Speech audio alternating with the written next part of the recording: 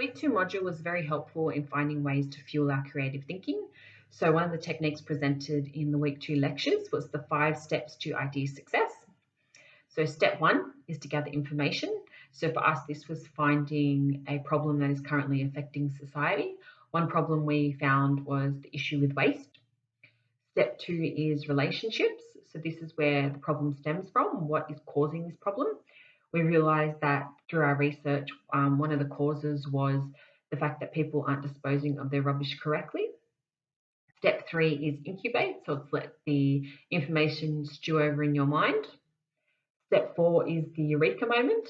So for me, this happened while I was sitting in a shopping mall at a food court, and I happened to look at a garbage bin, and I realised that people, particularly in public places, aren't disposing of their rubbish correctly. So recyclables are going to general waste and general waste are going into the recycling bin. So I thought, why not create an automatic rubbish bin, which is programmed to detect the material of the rubbish and will automatically sort it between the two bins, thus eliminating those mistakes. The fifth step was to share the idea. So, of course, I shared this idea with my group, and from there, we were able to fine tune the details and find a customer to present this to. Week 3 had some important information regarding how to complete the deliverables spreadsheet, as well as how to clearly write a project summary and statement. One of the elements of the project summary was writing the problem statement. The Week 3 lecture pods gave us a clear understanding of how to write a clear and concise problem statement. By writing the problem in such a way, we were able to clearly define and understand what issue we were trying to help solve. In this case, we were trying to help solve an issue with waste, in particular, ensuring that waste was going to the correct places. By creating a problem statement, we were then able to develop a suitable solution specific to that particular idea. During week 4, we learned about project constraints. In particular, a model was shown about the triple constraint triangle and also the 8 initial constraints you set from the start. For our project, the solar bins, I found these very useful to identify what our constraints would be before we began the project. As a team, we reviewed and made a constraints list that was found in our Google Doc, and it outlined eight strong points that we believe would be constraints during the project. This helped to identify as to what issues we would run into during the project and how we were going to overcome them and do our best in the project. The next part of what we learnt about during the concept pods in week 4 was talking about assumptions. And the assumptions relates to what, as a team, we assume is going to automatically happen regardless of when we don't talk.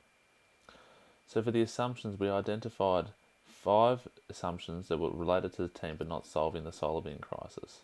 One example is was all team members will work cohesively on the set project. Another one was all team members will attend team meetings.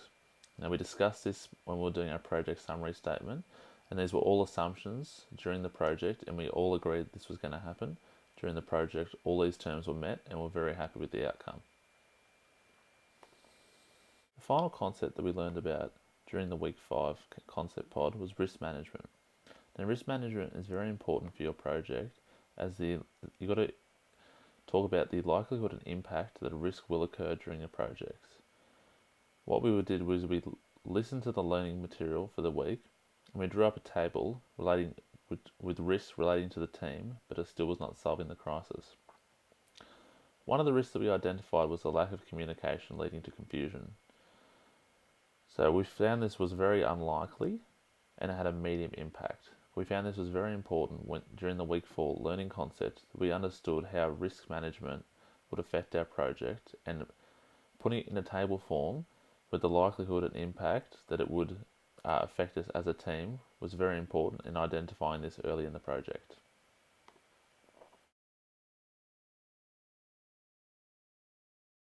During week 5, we learned about the importance of a WIP, or a work in progress document. The work in progress document was very important, as we had to do a working document for our last task in the semester. The working documents include creating a WIP that was downloaded from Views. When we created the WIP, it was very important that we filled out the WIP correctly, and we always had it done every week. For the work in progress document, we had who were the attendees, the job that was being completed that week, and the description. This helped us follow our tasks very well, and I found this very useful during the whole project. Updating this once a week allowed us to know where we were during the project, what we needed to complete, and how we were going to do so.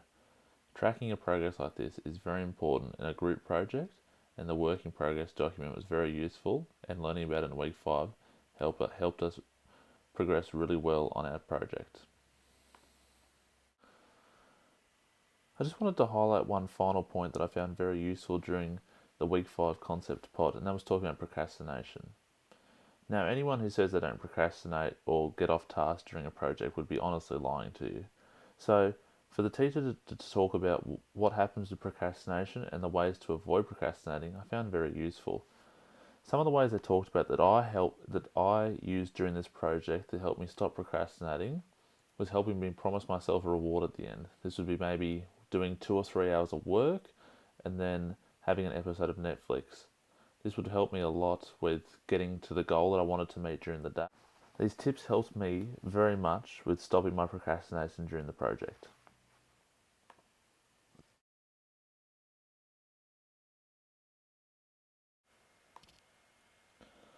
During week 6, the tutor was discussing about managing difficult relationships, specifically difficult working relationships. When we were making our project for this unit, we didn't actually run into any difficult relationships with any team members at all. We all didn't know each other before this, so we didn't have any experience of what we were going to do and how we were going to contribute in any way. But it is my belief and the other team members' belief that we didn't run into any difficult relationships during the project at all, and some of the stuff that was discussed in this learning module this week, including the 10 most difficult people and all the categories they fall into, didn't apply to us at all during this project, and I was very happy with that. Although I will say that managing the difficult relationships during my work at Coles was actually very useful, and it actually helped me identify and cooperate with people more willingly and manage any difficult working relationships. But for any further week 6 discussion about managing difficult relationships with this project, I won't be going any further, as I don't believe there were any difficult relationships with the project at all.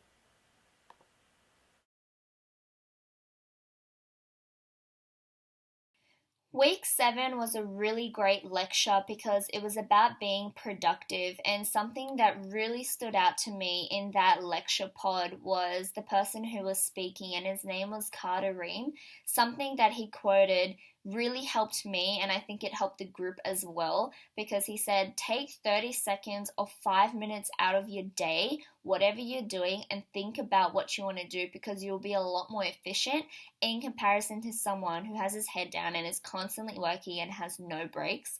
This was something that my group and I truly believe accomplished very well, because we communicated together, we collided ideas together, and we worked as a team, taking our time away from work, thinking about how it could really benefit us to write this piece up, and it collided with our image, what we wanted to create, and everything that we wanted to talk about at the same time, which I believe we truly achieved, and it was a great accomplishment.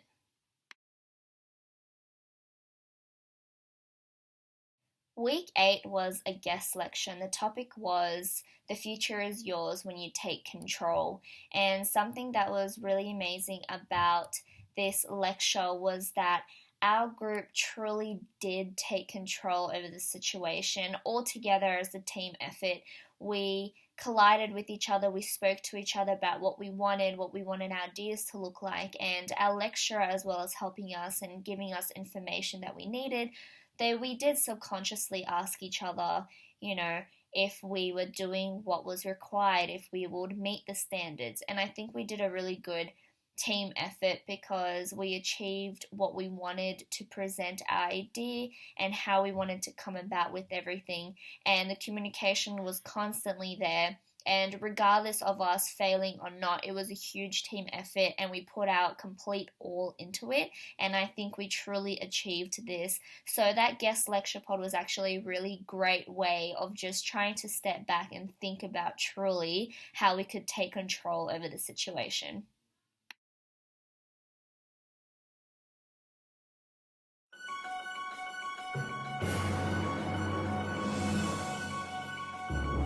Good morning, Jonathan Massard from Sunrise Channel 7. Today, I'll be teaching you what makes a good pitch. As derived from week 10 lecture, we have learnt that you need to stay on brief with what your client actually wants. As seen on the Bliss Pitch episode, it is crucial when we present our idea to the client that we show that we understand and know their brand. Yes, we can be passionate about our idea. However, if we don't understand the brand, the client will most likely not be impressed. As stated in the week 10 lecture, there is always a danger of falling in love with an idea so much that it doesn't even answer the brief. As a result of listening to the lectures, it is evident that if we may be passionate about our idea, however, if we do not understand the brand, we most likely will not succeed in this pitch.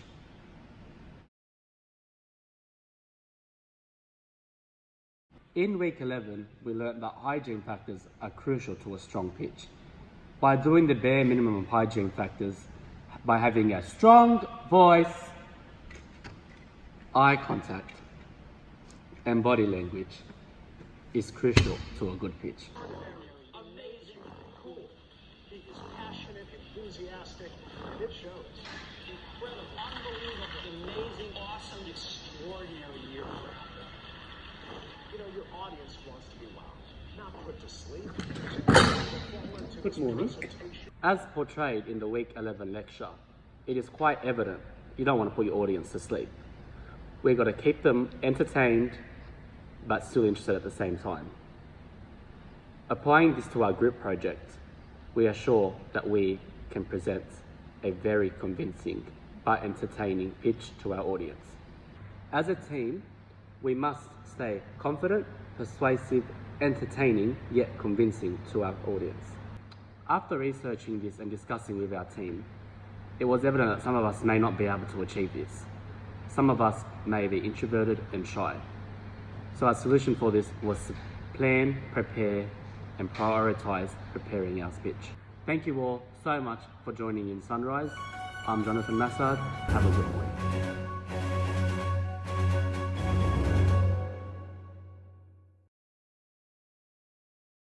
For instance, we're going to